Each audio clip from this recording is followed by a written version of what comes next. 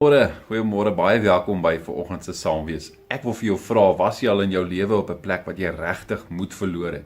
Of is jy dalk vanoggend hier op 'n plek in jou lewe waar jy sê, ek is moedeloos, ek weet nie meer. Dan is die vraag, maar hoe gaan ek moed hou?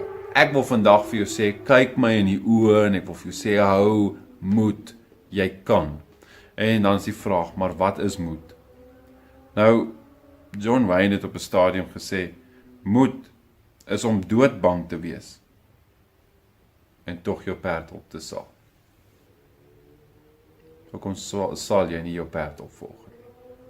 Moed is om doodbang te wees en steeds jou perd op te saal. 1 Tessalonisense 5 vers 11 sê, praat mekaar moed in en versterk mekaar dan met hierdie woorde, soos julle trouens reeds doen.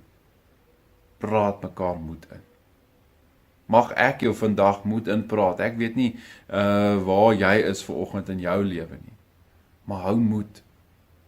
Hou moed. Dit beteken nie, jy mag nie angstig wees nie. Dit beteken nie, dit mag vir jou onseker voel nie. Maar saal daardie perd op. Hou moed. Mag jy vandag dalk die foon optel en jy weet dalk van daardie vriend of vriendin wat regtig nie meer moed het nie. Bel hom of haar en praat hulle moed in. Bid vir hulle.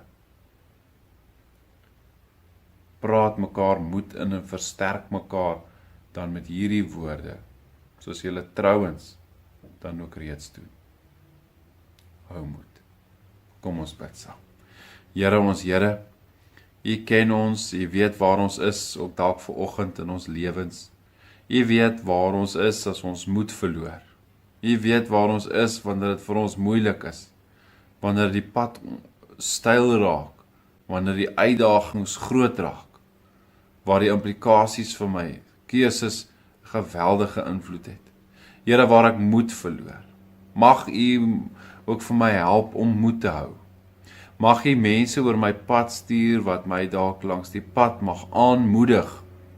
Here, of as ek dalk die voorreg mag hê of vertrou word met die voorreg om vir iemand vandag dalk moed in te praat, mag U my ore en my oë en my hart ook ontvanklik maak en oopmaak, dat ek leiding mag vind vir hom of vir haar, vir wie ek moet praat, en vir wie ek moet intree.